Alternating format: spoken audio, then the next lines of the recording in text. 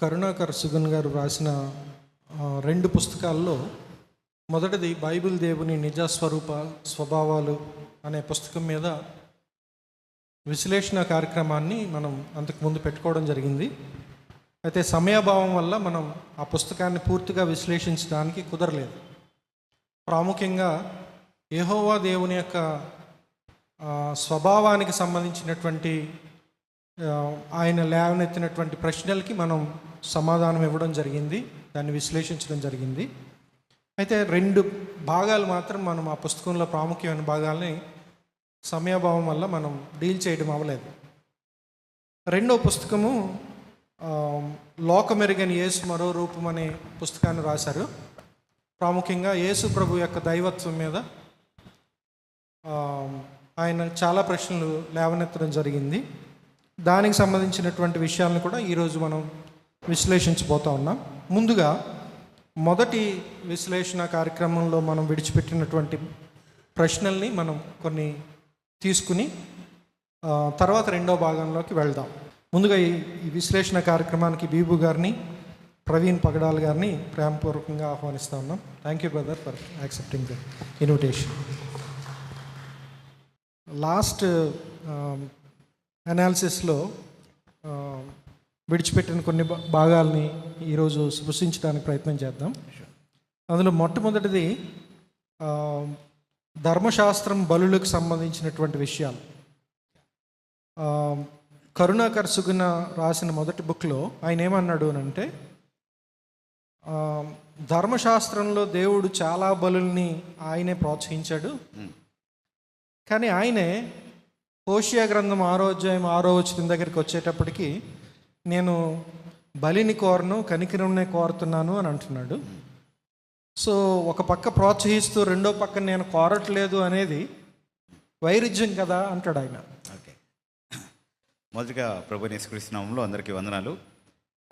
మరి ఒకసారి మీతో కలిసి అనేక విషయాలు మాట్లాడుకోవడానికి దేవుడు ఇచ్చినటువంటి గొప్ప ఆధిక్యతను బట్టి ఆయన ఎంతగానో మహిమపరుస్తున్నాను. అలాగే అవకాశం ఇచ్చినందుకు టెమిలియర్స్ నిర్వాహకులందరికీ కూడా కృతజ్ఞతలు తెలియజేస్తున్నాను.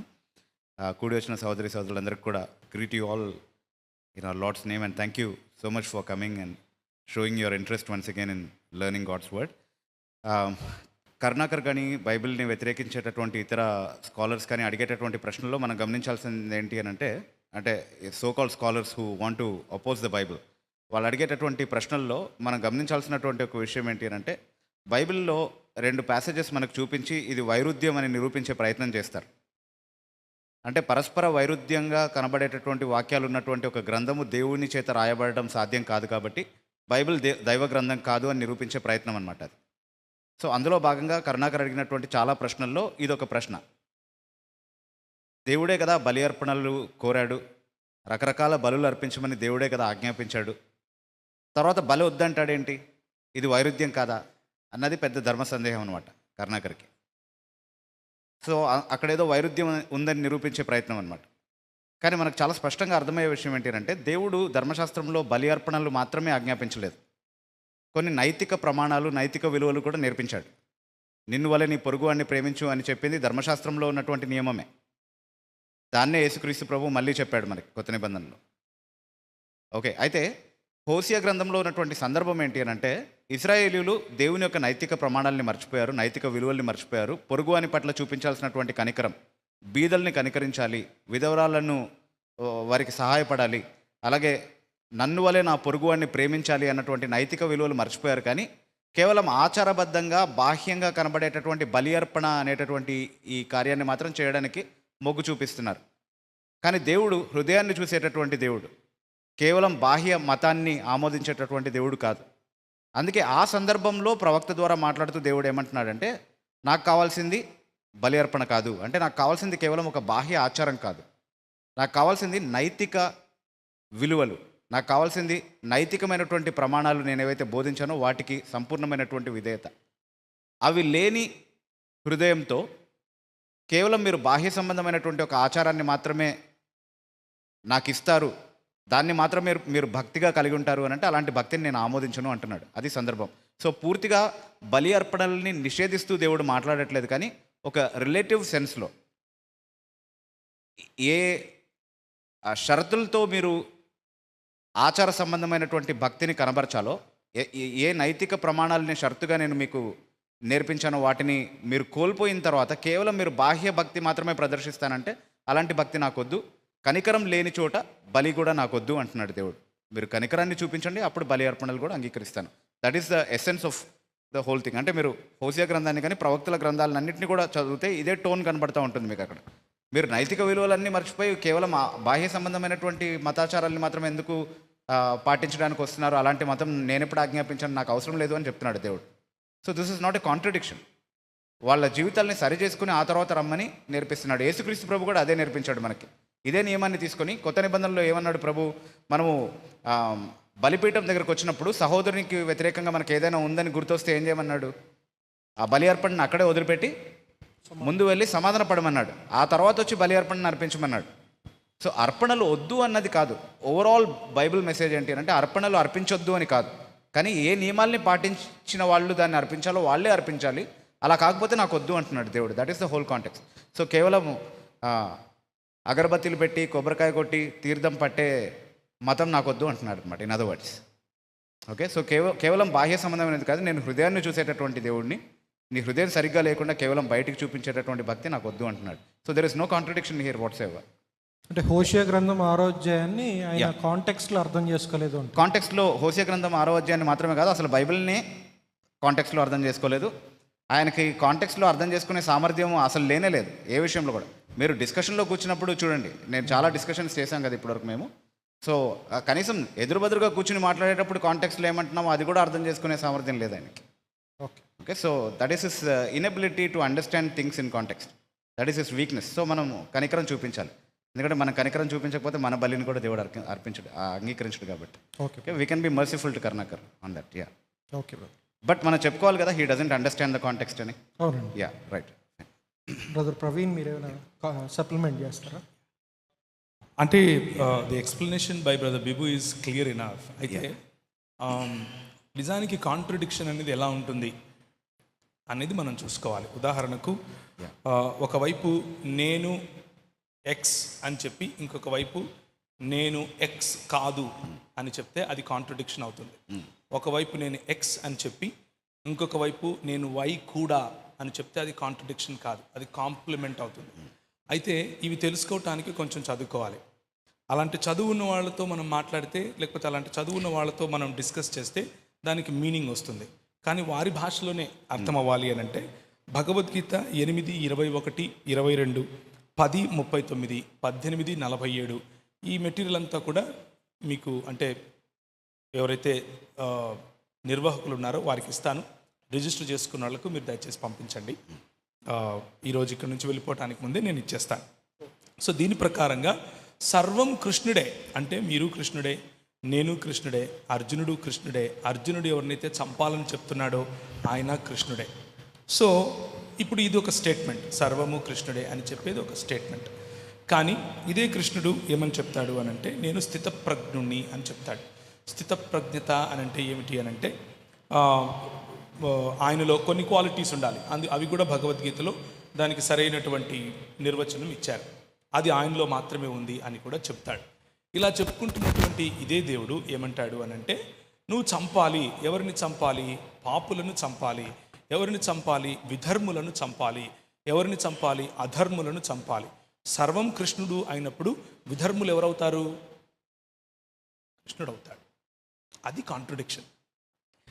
సో ఈ అంటే దేవుడు విధర్ముడు కాలేడు, దేవుడు పాపి కాలేడు నిర్వచన రీత్యా, స్థితప్రజ్ఞుడు పాపి కాలేడు నిర్వచన రీత్యా.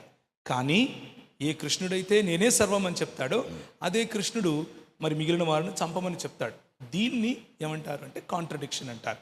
అక్కడ బలి అన్నదానికి దాని తర్వాత ఇచ్చినటువంటి వచనాలను కాంప్లిమెంట్గా చూపించి బిబు గారు అర్థం చెప్తున్నారు. కానీ భగవద్గీతను నేను ఎందుకు ఎన్నుకుని చెప్తున్నాను అని అంటే ఇదే పుస్తకంలో ఆయన అంటే రాసినటువంటి రచయిత యేసు ప్రభువుకు తండ్రిని కృష్ణుడితో పోల్చారు. కాబట్టి సెకండ్ బుక్లో ఆయన రాసినటువంటి సెకండ్ బుక్లో ఫస్ట్ బుక్లో కూడా ఒక మాట రాశారు. ఏమని రాశారు అని అంటే భారతదేశంలో ఉన్నటువంటి వేద ఋషులకు ఆ జ్ఞానము ఇవ్వబడింది అని రాశారు. భారతదేశంలో ఉన్నటువంటి వేద ఋషులు రాసినటువంటి పుస్తకాల్లో ఒకటే కదా భగవద్గీత. అందుకని దాంట్లో నుంచే తీసుకుని నేను మీకు ఈ విషయాన్ని చూపించే ప్రయత్నం చేశాను. సో ఇంకా ముందుకెళ్ళినప్పుడు నా కామెంట్స్ ఇస్తాను. ఓకే బ్రదర్, థ్యాంక్ యూ అండి. Brother Bibu, yes brother. ఆ, పాత నిబంధన గ్రంథంలో యెహోవా దేవుడు ఆ, పాప క్షమాపణ నిమిత్తం జంతు బలుల యొక్క అవసరత గురించి చెప్తాడు. ఎస్. భవిష్యత్తులో అవి రద్దు చేస్తానని కూడా ఎక్కడా చెప్పలేదు. అయితే కరుణాకర్ సుగున్ గారు ఏమంటారు అంటే వాటికి యేసు ప్రభుకి ఎలాంటి సంబంధం లేదు, ఉందని యేసు ప్రభు ఎక్కడా చెప్పలేదు. ఓకే. మరి క్రైస్తవులు యేసు రక్తం వల్లనే పాప క్షమాపణ కలుగుతుంది అని చెప్పడం అసలు యేసు ప్రభు చెప్పిన మాటలను కూడా వక్రీకరించడం కదా. ఓహో, ఓకే. అదే ఆయన లేవనెత్తిన ప్రశ్న. వక్రీకరణ గురించి ఎవరెవరికి చెప్తున్నారో చూడండి. Okay, fine. ఇక్కడ 4 ప్రశ్నలు, 4 ప్రశ్నలు ఉన్నాయండి. మొదటి ప్రశ్న ఏంటి అని అంటే, బలి అర్పణల కోసం యెహోవా చేసినటువంటి ఆ ఏర్పాటు ధర్మశాస్త్రంలో దాన్ని ఎప్పుడైనా భవిష్యత్తులో రద్దు చేస్తారని చెప్పాడా అని మనం ఆలోచిస్తే, చూడండి, దీన్ని ఈ బలి అర్పణలతో బాహ్య సంబంధమైనటువంటి ఆచార కర్మకాండాలతో కూడినటువంటి ఈ ధర్మశాస్త్రం ఏదైతే ఉందో దీన్ని పాత నిబంధన అని పిలిచింది బైబిల్ గ్రంథం. దేవుడు ఏమన్నాడంటే, ఒకసారి మీరు తీసి చదవగలిగితే అనిల్ గారు, కానీ can I ask brother Praveen or brother Anil to ఇర్మియా గ్రంథం 31వ అధ్యాయము 31వ వచనం ఒకసారి చదవండి. ఇర్మియా 31వ అధ్యాయము 31వ వచనం. ఇదిగో నేను ఇశ్రాయేలుతోను యూదా వారితోను క్రొత్త నిబంధన చేయు దినములు వచ్చుచున్నవి. ఓకే, ఇదే యెహోవా వాక్కు. సో కొత్త నిబంధన ఒకటి చేస్తానంటున్నాడు. అంటే ఇప్పుడు ఆల్రెడీ ఒక నిబంధన కింద ఉన్నారు, ఇది కాకుండా ఇంకొక కొత్త నిబంధన చేస్తానంటున్నాడు. ఓకే, అందులో చాలా విషయాలు చెప్తున్నాడు. ఆ కొత్త నిబంధనలో ఏమేమి జరుగుతాయి అన్న విషయాలు చాలా చెప్తున్నాడు. అందులో కొన్ని సంఘ కాలంలో నెరవేరేవి ఉన్నాయి, కొన్ని భవిష్యత్తులో నెరవేరేవి కూడా ఉన్నాయి. అయితే 34వ వచనంలో ఒక ప్రత్యేకమైనటువంటి మాట చెప్తున్నాడు చూడండి. 34. నేను వారికి దేవుడినై యుందును, వారు నాకు జనులగుదురు. వారు మరి ఎన్నడును యెహోవాను గూర్చి బోధ నుందుదము అని తమ పొరుగు వారికి గాని సహోదరులకు గాని ఉపదేశం చేయరు. ఓకే, నేను వారి దోషములను క్షమించి వారి పాపములను ఇక ఎన్నడును జ్ఞాపకం చేసుకొనను గనుక అల్పులేమి ఘనులేమి అందరూ నన్ను ఎరుగుదురు. ఓకే, సో వారి పాపములు శాశ్వతంగా ఆయన క్షమించేటటువంటి ఒక ఏర్పాటు ఈ కొత్త నిబంధనలో ఉండబోతుంది అని చెప్తున్నాడు ఆయన. ఓకే, అలాగే జకరియా గ్రంథం 13వ అధ్యాయం 1వ వచనంలో ఆ ఏర్పాటు గురించి మళ్ళీ ఇంకొన్ని వివరాలు చెప్పబడింది మనకి. సరే చదువుతారా? జకరియా 13:1. ఆ దినమున పాపమును అపవిత్రతను పరిహరించుటకై దావీదు సంతతి వారి కొరకును యెరూషలేము నివాసుల కొరకును ఊట ఒకటి తీయబడును. ఓకే, సో ఇదే అధ్యాయంలో కాపరిని హతం చేస్తాను అన్నటువంటి మాటలు కూడా చెప్పాడు 7వ వచనంలో. చూడండి, 13వ అధ్యాయం 7వ వచనంలో ఉన్నటువంటి ఈ వాక్యాన్ని యేసుక్రీస్తు ప్రభు స్వయంగా తనకు తాను ఆపాదించుకున్నాడు. మత్తయి సువార్త 26వ అధ్యాయం 31వ వచనంలో. ఓకే, సో ఇజ్రాయేలు కొరకు తీయబడేటటువంటి ఊట అని దేన్నైతే దేవుడు పిలుస్తున్నాడో అక్కడ చాలా స్పష్టంగా అది యేసుక్రీస్తు చేయబోయేటటువంటి బలి అర్పణతో సంబంధం ఉన్నటువంటి ఊట అనేది కాంటెక్స్లో మనకు అర్థమవుతా ఉంది. ఓకే, అలాగే ఇంకా పాత నిబంధనలో చాలా ప్రవచనాలు, యేసుక్రీస్తు మెస్సియాకు సంబంధించినటువంటి చాలా ప్రవచనాలు మన పాప క్షమాపణకు ఆయన చేయబోయేటటువంటి బలి అర్పణతో ముడిపెట్టి చెప్పబడినటువంటి చాలా ప్రవచనాలు ఉన్నాయి. మీరు యెషయా గ్రంథం 53వ అధ్యాయం చూడండి. అలాగే దానియేలు గ్రంథం 9వ అధ్యాయం 24వ వచనం నుండి చూడండి. అక్కడ ఉన్నటువంటి వచనాలన్నీ కూడా మెస్సియాకు సంబంధించినవి.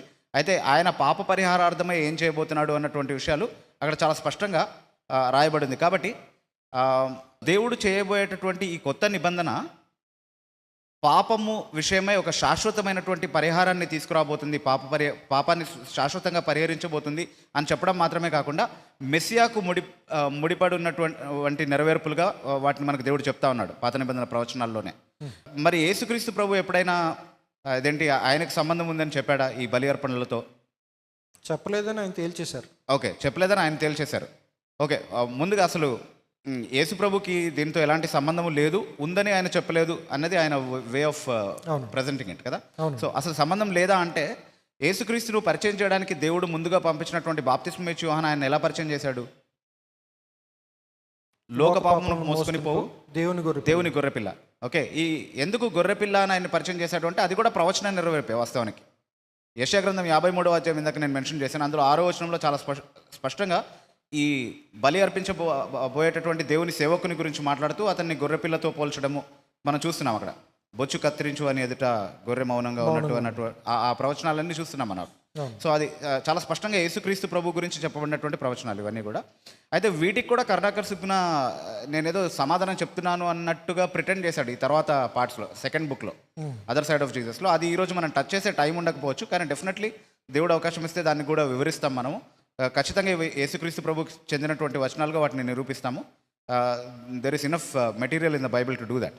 Okay, and then so Yesukristu ఎక్కడైనా తన మరణానికి పాపక్షమాపణకు సంబంధం ఉందని చెప్పాడా, లేదా ఈ బలి అర్పణలకి పాపక్షమాపణకి సంబంధం ఉందని చెప్పారా అంటే చాలా క్లియర్గా మత్తయి సువార్త 20వ అధ్యాయము 28వ వచనం ఒకవేళ చదివితే, అలాగే మనుష్య కుమారుడు పరిచారము చేయించుకున్నట్టుకు రాలేదు గాని పరిచారము చేయుటకును అనేకులకు ప్రతిగా విమోచన క్రయధనముగా తన ప్రాణమునిచ్చుటకు వచ్చినని చెప్పాను. ఓకే, సో చాలా స్పష్టంగా విమోచన క్రయధనంగా ప్రాణం ఎవరు పెట్టాలి అంటే బలి పశువు మాత్రమే పెట్టాలి ధర్మశాస్త్రం ప్రకారం.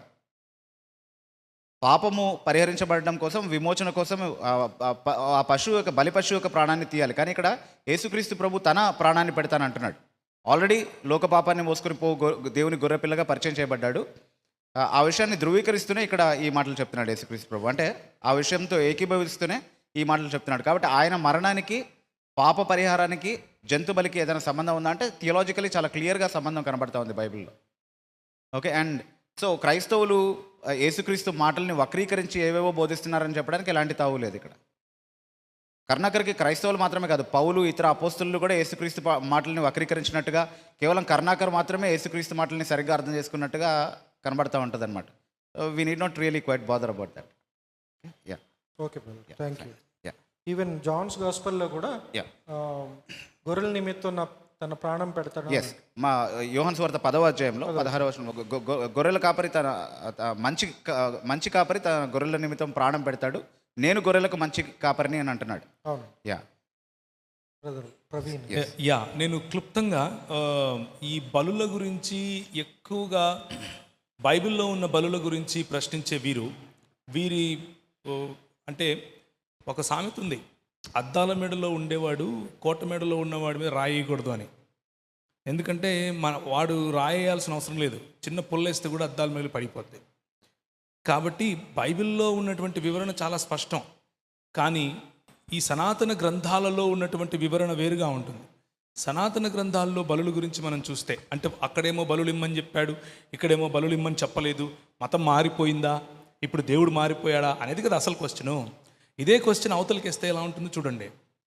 బలులు అన్నవి వేదకాలంలో అంటే చతుర్వేదాలలో ఎలా ఉన్నాయి అని అంటే, బలులు ఓ ఇంద్ర మా దగ్గర ఆవులు లేవు, ఓ ఇంద్ర మా దగ్గర ఎద్దులు లేవు, ఓ ఇంద్ర అనార్యుల దగ్గర ఆవులు ఉన్నాయి, ఓ ఇంద్ర అనార్యుల దగ్గర గుర్రాలు ఉన్నాయి, వాళ్ళని చంపి మా దగ్గరికి తీసుకొని రా, దానికోసం మీకు సోమం బలిగా ఇస్తాం, దానికోసం మీకు ఫలాంది బలిగా ఇస్తాను అంటే ఆ సమయంలో వీళ్ళకి బలి ఏమిటి అని అంటే సాల్వేషన్ కోసం కాదు, అంటే మానవుని యొక్క రక్షణ కోసం కాదు, లేకపోతే స్వర్గప్రాప్తి కోసం కాదు, ఇంద్రుడిని సంతోషపెట్టి అవతలోడి దగ్గర నుంచి ఏదో ఒకటి కొట్టేయటం కోసం, అంటే బేసిక్గా దొంగతనం కోసం దేవునికి లంచం ఇవ్వటం లాంటిదిగా మనం ఈరోజు కొలోకియల్ భాషలో మాట్లాడుకోవచ్చు. వేదకాలం అయిపోయిన తర్వాత ఉపనిషత్ కాలం వచ్చింది. ఉపనిషత్ కాలం మెల్లిమెల్లిగా ఏం తయారైపోయింది అని అంటే, ఈ సాక్రిఫైసెస్ అంటే వేదాల్లో చెప్పబడినటువంటి ఈ బలులు లేకపోతే యాగములు లేకపోతే యజ్ఞములు ఏవైతే ఉన్నాయో, ఈ యజ్ఞముల ద్వారా మనకు రక్షణ లేకపోతే మోక్షం వస్తుంది అని చెప్పే విధంగా వెంటనే వాళ్ళ దేవుడి యొక్క మనసు మారిపోయింది అని చెప్పాలి ఈ రచయిత ప్రకారంగా. మొదటేమో అనార్యులను చంపటం కోసం బలులు, ఆ తర్వాత ఏమో బలుల ద్వారా లేకపోతే యజ్ఞముల ద్వారా, యజ్ఞాల్లో బలులే ఉంటాయి, యజ్ఞం ద్వారా స్వర్గలోక ప్రాప్తి. ఇక అది కూడా అయిపోయింది. అది అయిపోయిన తర్వాత మళ్ళీ మెల్లిమెల్లిగా రామాయణ మహాభారత లేకపోతే భాగవత ఆ భగవద్గీత కాలం వచ్చింది. ఆ భగవద్గీత కాలంలో ఏం చెప్తున్నారు? అరే బాబు, మీరంతా వేస్ట్ మాటలు మాట్లాడుతున్నారు, ఇదంతా ఏం లేదు నాయన. దాన్ని ఏమంటారు, మీరు కావాలంటే రెఫరెన్సెస్ చూడండి. భగవద్గీత 9వ అధ్యాయం 25వ వచనం. ఇందులో ఏమంటాడు అని అంటే, దేవతలను పూజించే వాళ్ళు దేవతల దగ్గరికి వెళ్తారు కానీ నా దగ్గరికి రారు, నా దగ్గరికి రావాలంటే వేరే మార్గం ఉంది అని అంటాడు. మీరు వెళ్ళి ఏదో యాగాలు యజ్ఞాలు చేస్తే మీకు కుదరదు, మీ దానివల్ల ఏం లాభం లేదు అని అంటాడు. 4 రకాలైనటువంటి దాన్ని ఏమంటాడు, యోగాలు చెప్తాడు. ఒకటి కర్మయోగం, ఒకటి జ్ఞానయోగం. అంటే సమయం వచ్చినప్పుడు దాని గురించి చూద్దాం. కానీ అలా చేసిన తర్వాత మీరు ఇదంతా చేస్తే ఏం ఫలితం లేదు. ఇంతకు మీ క్వశ్చన్ తెలుసా, మీరిచ్చే యజ్ఞాల్లో ఉన్నటువంటి రక్తం కానీ, మీరిచ్చే యజ్ఞాల్లో ఉన్నటువంటి పాప పుణ్య కర్మలు కానీ దేవుడు వీటెవటిని తీసుకోడు, వీటి వల్ల లాభం లేదు అని చెప్తాడు. ఆ తరువాత మళ్ళీ 9వ అధ్యాయం 24వ వచనంలో ఏం చెప్తాడు అని అంటే, మీరిచ్చే యజ్ఞాలన్నిటినీ ఆస్వాదించేది కూడా నేనే అని కూడా చెప్తాడు. సో బేసిక్గా కన్ఫ్యూజన్ అనేది బైబిల్లో లేదు. కన్ఫ్యూజన్ అనేది ఎవరిలో ఉందంటే, ఈ పుస్తకాలు రాసేటటువంటి భావజాలం నుంచి ఎవరైతే వచ్చారో ఆ భావజాలంలోనే కన్ఫ్యూజన్ ఉంది. ఈ బలులు లేకపోతే యజ్ఞాలు మొదటేమో దేవుణ్ణి సంతోషపెట్టి శత్రువుని చంపటం కోసం, తర్వాత కాలంలో ఏమో దేవుణ్ణి సంతోషపెట్టి రంభా ఊర్వశి మేనకులను చోటికి వెళ్ళడం కోసం, ఆ తర్వాత ఏమో అది కూడా కాదని చెప్పి ఏవి ఇచ్చినా కానీ అవతల వ్యక్తికి లేకపోతే దేవుని దగ్గరికి అవి వెళ్ళవు అని దేవుడు చెప్తూనే మళ్ళీ దేవుడు అంటాడు అన్నీ ఆస్వాదించేవాడిని నేనే అంటాడు. అదే దేవుడు అంటాడు చేసే సాక్రిఫైసు నేనే, చేయించేవాడిని నేనే, చేస్తున్న మీరు నేనే అంటాడు. సో కన్ఫ్యూజన్ ఎక్కడుంది అనేది మనం ఆలోచించుకోవాలి. ఇంకో చిన్న ముఖ్యమైన విషయం నేను కలుపుతానండి ఇక్కడ. హెబ్రీ పత్రిక 7వ అధ్యాయం నుంచి 10వ అధ్యాయం వరకు ఉన్నటువంటి వివరణ చూడండి. చాలా స్పష్టంగా జంతు బలులకి యేసుక్రీస్తు ప్రభు చేసినటువంటి బలియాగానికి ఉన్నటువంటి సంబంధాన్ని వివరించడం కోసమే ఆ అధ్యాయాలు రాయబడ్డాయి. సో యేసుక్రీస్తు ప్రభు నెరవేర్చినటువంటి బలియాగానికి జంతు బలులు ద్వారా దేవుడు ఏదైతే సాదృశ్యపరిచాడో అది సంపూర్ణంగా నెరవేరింది అన్నటువంటి కన్క్లూజన్కి తీసుకొచ్చాడు అక్కడ హెబ్రీ గ్రంథకర్త. మనం బైబిల్లో ఉన్నటువంటి 66 పుస్తకాలని ప్రమాణంగా తీసుకొని అందులో ఉన్నటువంటి అన్ని విషయాల్ని కలిపి అర్థం చేసుకుంటాం సమగ్రంగా. That is our stand always. So ఒక్క గ్రంథాన్ని మాత్రమే లేకపోతే కొన్ని గ్రంథాలని మాత్రమే చూపించి ఇందులో నుంచే చూపించండి అన్నటువంటి స్టాండర్డ్ని మనం ఒప్పుకోము ఎప్పుడు కూడా. సో 66 పుస్తకాల బైబిల్ సమగ్ర బోధ ఏంటి అని అంటే, పాప పరిహారార్థమై దేవుడు బలి అర్పణల్ని నియమించాడు, అది వాస్తవమే. అయితే దానికి ఒక నిర్ణీత కాలం ఉంది. ఆ నిర్ణీత కాలము తర్వాత దేవుడు ఒక కొత్త నిబంధన చేస్తాడు. అక్కడ పాపం కొరకు శాశ్వతమైనటువంటి పరిహారాన్ని దేవుడు సిద్ధపరుస్తాడు. అది తన కుమారుడైనటువంటి యేసుక్రీస్తు ప్రభు యొక్క బలి అర్పణ ద్వారా జరుగుతుంది. ఆ తర్వాత ఎలాంటి బలి కూడా అర్పించబడాల్సినటువంటి అవసరం లేదు. కేవలం దాని యందు విశ్వాసం ఉంచడం ద్వారా మాత్రమే రక్షణ కలుగుతుంది అన్నది బైబిల్ సమగ్రంగా ఇచ్చేటటువంటి బోధ ఈ విషయంలో. సో బైబిల్లో ఈ బోధ లేదు అని ఒకవేళ నిరూపించగలిగితే నిరూపించమనండి కరుణాకర్ని. ఓకే, అంటే ఆయన 66 గ్రంథాలని సమగ్రంగా ఒకే పుస్తకంగా వాటి మధ్య ఉన్నటువంటి యూనిటీని ఆయన చూడలేకపోతున్నాడు. అబ్సల్యూట్లీ. ఒకటి. రెండవది, విత్ ఇన్ ద బుక్ ఒక పుస్తకాన్ని తీసుకున్నా ఆ పుస్తకంలో ఉన్నటువంటి కంటెంట్ని కాంటెక్స్ట్లో చదవట్లేదు. ఆయన కాంటెక్స్ట్లో చదవట్లేదు. దాన్ని మిగతా బుక్స్లో ఉన్నటువంటి మెసేజెస్తో సమగ్రంగా ఎలా రిలేట్ చేయాలో ఆయనకు అర్థం కావట్లేదు. ఓకే. సో ఆయన కోసం ప్రార్థన చేయండి అందరూ కూడా. రెండవ విషయం ఏంటి అని అంటే ఈ 3 భాగాలు మనం తీసుకున్నాం. మొదటిది జంతు బలులకు సంబంధించింది, రెండోది స్త్రీల పట్ల యెహోవా దేవుడికి వివక్ష ఉంది అని వాదించడము, మూడవది బానిసత్వాన్ని పాత నిబంధన ప్రోత్సహించింది అని చెప్పడం. ఈ 3 ఎందుకు ఆయన ఫోకస్ చేశాడు అని అంటే, అసలు బైబిల్లో ఉన్న ధర్మశాస్త్రమే కాదు, అది ఒక అధర్మశాస్త్రం అని చెప్పడే ప్రయత్నం చేశాడు. సో మొదటిది మనం బలుల భాగాన్ని ముగించాము. రెండవది, స్త్రీల పట్ల బైబిల్ వివక్ష చూపిస్తుంది అని చెప్పడానికి ఆయన కొన్ని ప్రశ్నలు లేవనెత్తాడండి. అవి ఒకసారి చూద్దాం. కరుణాకర్ సుగున్ గారు ఏమంటారు అని అంటే, ఇశ్రాయేలీయుల యొక్క దుష్ప్రవర్తనని వివరించడానికి లేకపోతే వర్ణించే సందర్భం వచ్చినప్పుడు దాన్ని ఆయన దేవుడు దేంతో పోలుస్తాడు అని అంటే, బహిష్టు అయినటువంటి స్త్రీ యొక్క అపవిత్రతతో పోలుస్తాడు. యెహెజ్కేలు గ్రంథం 36వ అధ్యాయం 17వ వచనం. ఓకే. ఈ ఒక్క వచనాన్ని చూపించి ఆయన 41వ పేజీలో ఒక విస్తృతమైన స్టేట్మెంట్ చేశాడు. ఏమన్నాడు అని అంటే, యెహోవాకు మొదటి నుంచి స్త్రీల పట్ల ఒక నీచమైనటువంటి భావన ఉంది అని. కాబట్టి ఆ, ఇట్లా కోడ్ చేయడం అనేది నిజంగా స్త్రీల పట్ల వివక్ష కింద మనం చూడొచ్చా? మొదటి నుంచి అంటే జనవరి 1 నుంచా? మొదటి నుంచి నేను డిఫైన్ చేయాలి కదా మనం. సరే, ఎనీవేస్ మన పాయింట్కి వద్దాం. ఎహెచ్కేల్ గ్రంథం కదా 36వ అధ్యాయము 17వ వచనంలో ఆ, చెప్పినటువంటి మాట ఏంటి? ఇశ్రాయేలీయుల అపవిత్రతను దేనితో పోల్చాడు? స్త్రీ యొక్క అపవిత్రతతో పోల్చాడా, లేకపోతే బహిష్ట స్త్రీ యొక్క అపవిత్రతతో పోల్చాడా? బహిష్ట అయిన స్త్రీ యొక్క అపవిత్రతతో పోల్చాడు, రైట్? సో బేసికలీ పాయింట్ ఏంటి అంటే స్త్రీలు అపవిత్రమైన వారు అని చెప్పట్లేదు ఇక్కడ దేవుడు. కాబట్టి స్త్రీల పట్ల ఎలాంటి నీచమైనటువంటి భావన అయినా దేవుడికి ఉంది అని అది చెప్పట్లేదు. కానీ బహిష్ట అయిన స్త్రీ యొక్క అపవిత్రత అంటే ఏంటి అనేది మనం అర్థం చేసుకోవాలంటే మళ్ళీ ధర్మశాస్త్రంలోనికి వెళ్ళాలి. ధర్మశాస్త్రంలో లేవికాండం 15వ అధ్యాయం మీరు చదివినప్పుడు అక్కడ స్త్రీలు పురుషులు కొన్ని కొన్ని పరిస్థితుల్లో అపవిత్రులు అవుతారని, ధర్మశాస్త్రంలో నిర్దేశించబడినటువంటి కొన్ని ఆచారాలను బట్టి వారు మళ్ళీ శుద్ధి చేయబడతారని దేవుడు చెప్పాడు. ఇది పాత నిబంధనలో ఉన్నటువంటి ఆచార కర్మకాండలకు సంబంధించినటువంటి ధర్మశాస్త్రము. అయితే అక్కడ స్త్రీలు కొన్ని పరిస్థితుల్లో అపవిత్రులు అవుతున్నారు, పురుషులు కూడా కొన్ని పరిస్థితుల్లో అపవిత్రులు అవుతున్నారు. అవన్నీ కూడా లిస్ట్ అవుట్ చేయబడి ఉన్నాయి అక్కడ బేసికలీ. ఓకే, సో అపవిత్రత అనేది సహజంగా స్త్రీలో కానీ పురుషుల్లో కానీ ఉన్నది కాదు.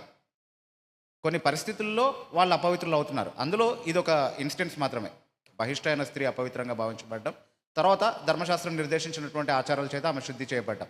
అయితే ఇక్కడ విషయం ఏంటి అంటే ధర్మశాస్త్రం నిర్దేశించినటువంటి ఆచారాల చేత ఆమె శుద్ధి చేయబడక ముందు ఆమెకు ఉన్నటువంటి అపవిత్రత ఎలా వివరించబడింది అని అంటే, ఆమెకు కానీ ఒక పురుషునికి ఏదైనా కారణాన్ని బట్టి అతనికి అపవిత్రత వచ్చినప్పుడు కానీ వాళ్ళు ఎవరినైనా ముట్టుకుంటే లేదా దేన్నైనా ముట్టుకుంటే వాటికి కూడా ఆ అపవిత్రత సోకుతుందనమాట. అలాంటి అపవిత్రత అని ధర్మశాస్త్రం చెప్తా ఉంది. ఓకే, సో ఇప్పుడు ఇజ్రాయేలీల అపవిత్రతను దాంతో పోల్చడము అంటే అర్థం ఏంటి అని అంటే ఇజ్రాయేలీల పాపం కూడా అంతే కంటామినేటింగ్గా ఉంది, అంతే డిఫైలింగ్గా, పొల్యూటింగ్గా ఉంది. వాళ్ళు పాపం చేయడం మాత్రమే కాదు, వాళ్ళ చుట్టూ ఉన్నటువంటి వాతావరణాన్ని అంతటిని కూడా కలుషితం చేసే విధంగా ఉంది అని చెప్పడం కోసం ఈ ఎగ్జాంపుల్ తీసుకున్నాడు.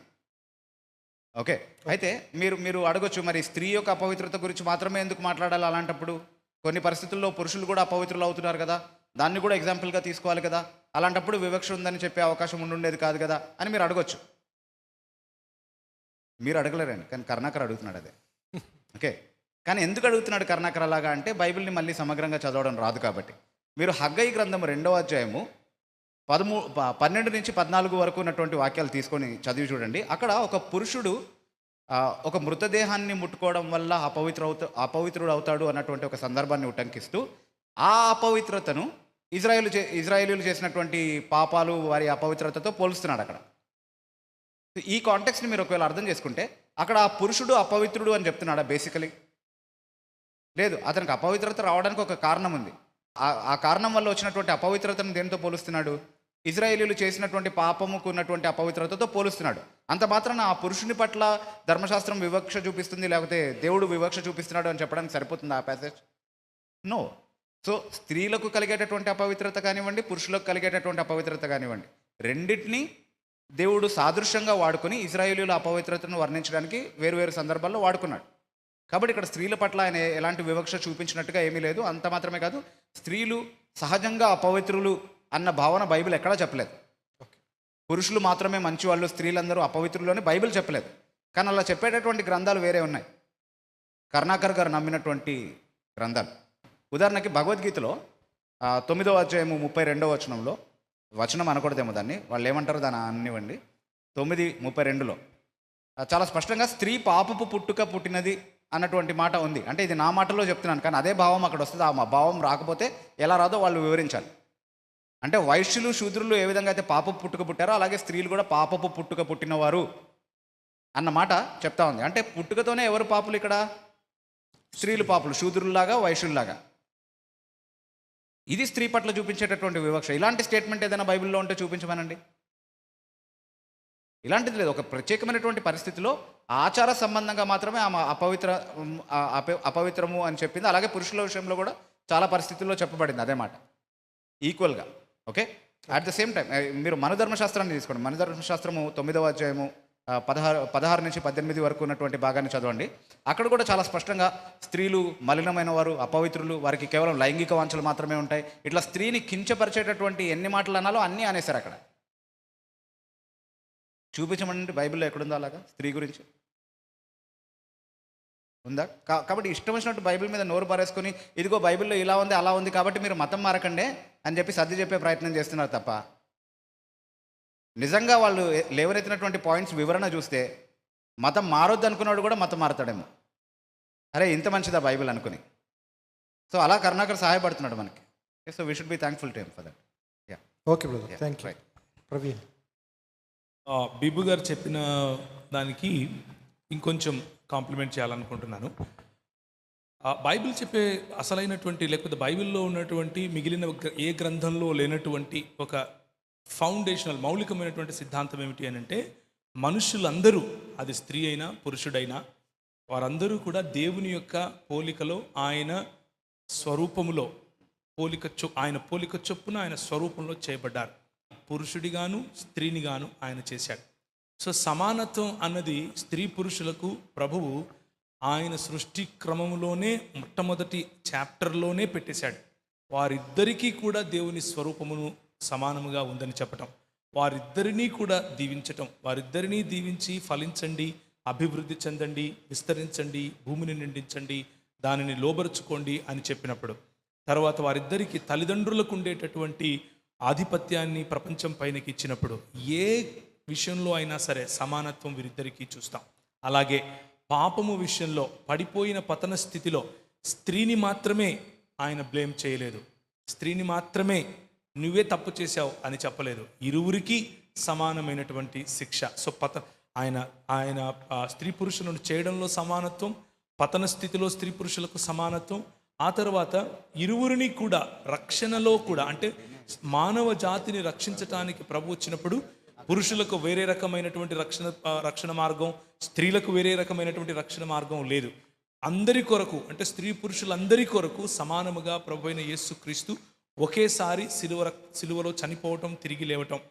అంత మాత్రమే కాదు, రక్షణలో మాత్రమే కాదు, రక్షింపబడిన తరువాత ఆయన రాజ్యములో స్థానము, పరలోక రాజ్యములో స్థానము, భూమి మీద ఆయన రాజ్యము స్థాపించబడినప్పుడు ఏలటంలో స్త్రీ పురుషుల యొక్క నేపథ్యం, ప్రతి ఒక్క విషయంలో కూడా సమానత్వం కనిపిస్తుంది. కానీ ఈ మధ్య ఒక ఊర్లో ఒక మెషిన్ కొనుక్కొచ్చారంట, టెంపుల్లో పెట్టారు ఒక దేవాలయంలో. ఏంటి అని అంటే ఆ మెషిన్ ఎవరైనా బహిష్టు ఉందా స్త్రీకి అనేది స్కాన్ చేసి కనిపిస్తుంది అనమాట. ఇలాంటి సంస్కృతిలో అలాంటి పుస్తకాలు రాసుకుని నువ్వు బైబిల్లో ఉండేటటువంటి దేవుని గురించి మాట్లాడటం ఎంత దాన్ని ఏమంటారు, అది మజాక్ అనుకోవాలి. ఇంకొకటి ఏమిటి అని అంటే వీళ్ళు రాసుకున్నటువంటి పుస్తకాల్లో ముఖ్యంగా మనుస్మృతి, అలాగే ఒక్క నిమిషం ఉండండి, విష్ణుస్మృతి, ఈ రెండిట్లో కూడా ఏమని రాస్తుంటుంది అని అంటే బహిష్టులో ఉన్నటువంటి స్త్రీ మరియు కుక్క వీళ్ళిద్దరూ ఒకటే అని చెప్తుంది. ఏ సంస్కృతి చెప్పింది? బైబిల్ చెప్పిన సంస్కృతి చెప్పిందా? పోనీ బైబిల్ చదివేటటువంటి ఇన్ని దేశాలు ఉన్నాయి, ఇన్ని ప్రపంచంలో ఇంత భావజాలం బైబిల్ నమ్మినటువంటి వారు ఉన్నారు, వారు ఎక్కడైనా స్త్రీని కుక్కను ఒకే రకంగా పోల్చారా? లేదు.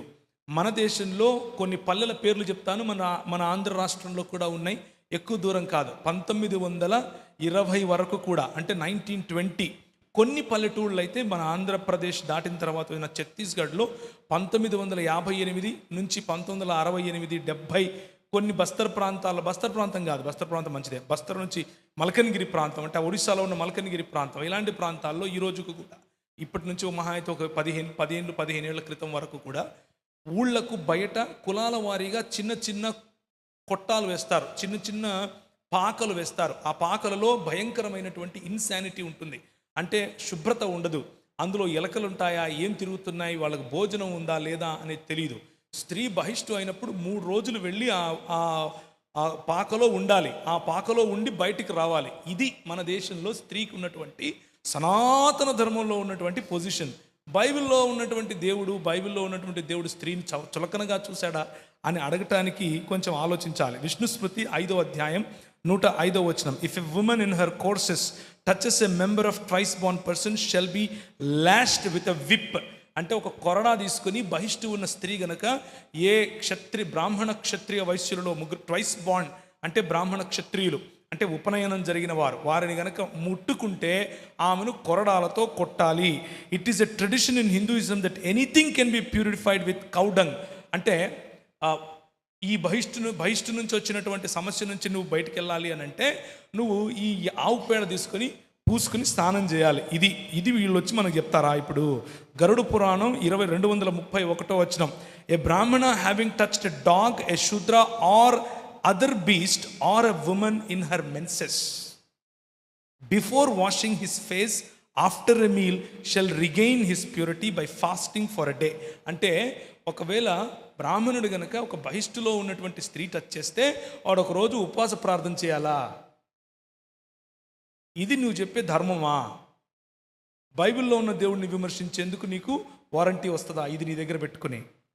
మార్కండేయ పురాణం 35వ అధ్యాయం 26 నుంచి 28 వరకు, after touching a menstrual women, a horse, a jackal or other animals or a women recently delivered of a child or a people of low caste, one should bathe for the sake of purification.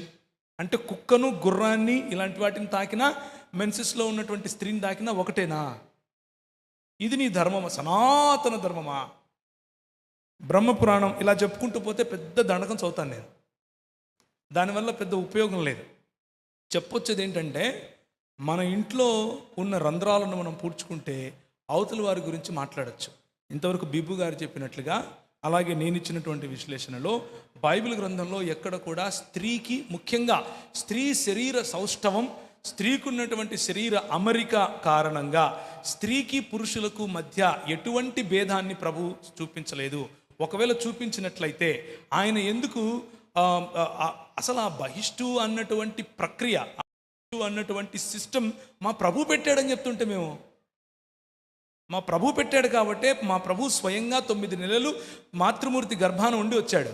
లేకపోతే ఢ్యాంగ్ అని రావచ్చుగా, ఇలా గడ్డాలు మీసాలు వేసుకుని అలా బ్రహ్మ పుట్టినట్టు అలా రాలేదే. ప్రజాపతిని నిర్మించినట్లుగా నిర్మించుకోవచ్చుగా, అలా రాలేదే మా ప్రభు. ఆది యందు వాక్యం ఉండిన, వాక్యము దేవుడైన, వాక్యం దేవుని యొద్ద, ఆ వాక్యము శరీరధారి అయి ఎలా వచ్చాడు మా మధ్యకి? కృపాసత్య సంపూర్ణుడిగా మా మధ్య నివసించడానికి ఎలా వచ్చాడు? మాయమై మంత్రాలు చేసుకుని వచ్చాడా? కాదు, మరియ గర్భాన జన్మించాడు. నువ్వు దేన్నైతే ఏ పాపయోనయ అంటున్నావో, అంటే పాపయోనులందు పుట్టిన వాళ్ళు అని అంటున్నావో, ఆ పాపయోనయ అనే నా ప్రభు ఎన్నుకున్నాడు. అది పరిశుద్ధం, దాని ద్వారానే మానవుని జన్మ అని చెప్పాడు. ఇందులో స్త్రీ పక్షపాతం నాకు కనిపిస్తుంది, కానీ స్త్రీ పట్ల వివక్ష నాకు కనిపించట్లేదు. తరతరాలుగా భారతదేశంలో స్త్రీ వివక్షకు గురైంది అని చెప్పడానికి చాలా ఆధారాలు మీరు చూపించారు. కానీ అట్లాంటి దుస్థితిలో ఉన్నటువంటి భారతీయ స్త్రీ పట్ల బైబిల్ ఎట్లా వాళ్ళ అప్లిఫ్ట్మెంట్ కోసం ఉపయోగపడిందో కొంచెం చెప్తారా? తప్పకుండానండి. ఈ విషయాన్ని నాకు తెలిసిపోయినసారి జరిగినటువంటి కాన్ఫరెన్స్లో కూడా మనం చూసుకున్నాము. ఈ దేశంలో స్త్రీకి జరిగినటువంటి అన్యాయం నాకు తెలిసినంత వరకు మిగిలిన ఏ దేశంలోనూ జరగలేదు. దేశము అని నేను ఎందుకంటున్నాను అని అంటే, మన దేశానికి బట్టినటువంటి దుర్గతి, మన దేశానికి బట్టినటువంటి శనిద్రాలలో ఒకటి ఏంటంటే ఈ సనాతన బ్రాహ్మణవాదం. ఈ సనాతన బ్రాహ్మణవాదం స్థానికంగా ఉన్న ప్రజలపైన రుద్దినటువంటి, ఎక్కడ ఏ దేశంలోనూ, ఏ సంస్కృతిలోనూ, ఏ ప్రపంచంలోనూ లేనటువంటి దౌర్భాగ్యపు పరిస్థితి ఏమిటి అని అంటే, స్త్రీ పుట్టుకలో వివక్ష, స్త్రీకి చిన్న చదువులో వివక్ష, స్త్రీ బట్టలు వేసుకోకూడదు, స్త్రీకి బహిష్టు కాకూడదు, స్త్రీ దాన్ని 12 సంవత్సరాల లోపు నువ్వు పెళ్లి చేసుకోకపోతే స్త్రీకి వచ్చేటటువంటి బహిష్టును నీ తండ్రి దాన్ని ఏమంటారు, నరకలోకంలో తాగుతూ ఉంటాడంట. ఇది వాళ్ళకు ఉన్నటువంటి పురాణాల్లో రాసినటువంటి విషయాలు. నేను సొంతంగా చెప్పట్లేదు, మీకు ప్రతి ఒక్కటి కూడా ఎవిడెన్స్తో సహా ఇచ్చే ప్రయత్నం చేస్తాను.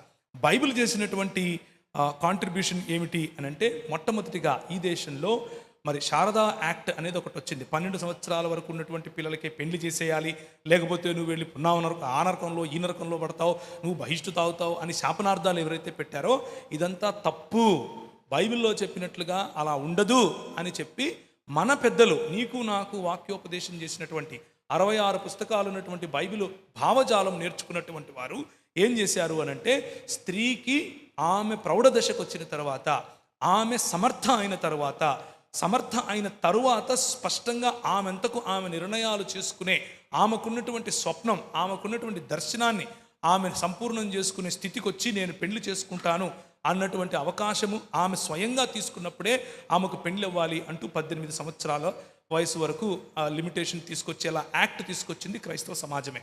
క్రైస్తవులు ఈ దేశంలో స్త్రీలు నువ్వు చదువుకోవటం ఏంటి, రమాబాయి చదువుకుంటాను అని చెప్పి ఈ దేశంలో మొట్టమొదటిగా పండితగా పిలువబడినటువంటి రమాబాయి 18 వేలకు పైగా శ్లోకాలు నిలబడుకొని మాట్లాడి చెప్పి ఒకానొక రోజు యేసు ప్రభువుని నమ్ముకొని ఆయన నేను ఇప్పుడు క్రైస్తవురాలను అయ్యాను అనంటే, స్వాతంత్రం లేకపోతే స్వరాజ్యం నా జన్మ హక్కు అన్నాడు కదా ఒక ఆయన అంటే తిలక్ గారు. ఆయన సనాతన బ్రాహ్మణుడు. ఆయన ఏమన్నాడు అనంటే, దీనికి ఇంతమంది దేవతలు ఉన్నారు మన పురాణాల్లో, 3 దేవతలు ఉన్నారు, ఎవరూ నచ్చలేదు, రాత్రికి రాత్రి ఆ తెల్లదేవుడు కనిపించాడంట, ఆడితో లేచిపోయింది అంటాడు. ఇది సనాతన ధర్మం స్త్రీకి ఇచ్చేటటువంటి విలువ. అలాంటి సమయాల్లో జనానా మూవ్మెంట్ అన్నది ఒకటి తీసుకొచ్చాం. జనానా మూవ్మెంట్ అంటే స్త్రీలకు లేకపోతే బాలికలకు చదువు చెప్పాలి అన్నటువంటిది.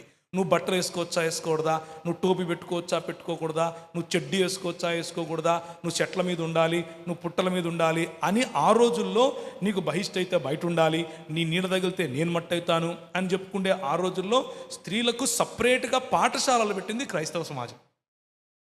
ఎలా పెట్టింది? 66 పుస్తకాలు ఉన్నటువంటి బైబిల్ గ్రంథం ఇచ్చేటటువంటి వెలుగు, the power of the gospel of Jesus Christ, the light of the 66 books of the word of God, that brought light in to the life of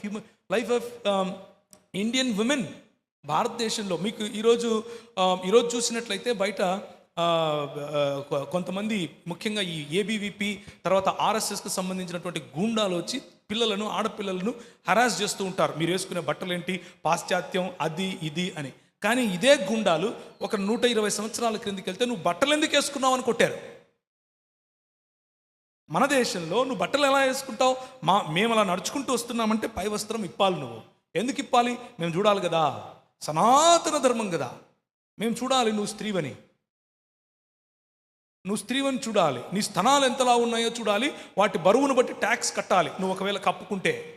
ఇది ఎక్కడ జరిగింది? ట్రావెన్కోర్లో జరిగింది, మైలాడ్దురై ప్రాంతంలో జరిగింది, మదురై ప్రాంతంలో. ఈ రోజుకు కూడా 1986లో జరిగింది. తర్వాత 2016లో 2006 ఈ రెండిట్లో కొంచెం కన్ఫ్యూజన్. ఏది ఏమైనప్పటికీ మదురైలో ఉన్నటువంటి కలెక్టరు ఒక దేవాలయంలో 6 మంది బాలికలు పైవస్త్రం లేకుండా వారిని ఉండేట్లుగా పూజారి చేశాడు అని చెప్పి కేసు పెట్టారు. ఎలా జరిగింది?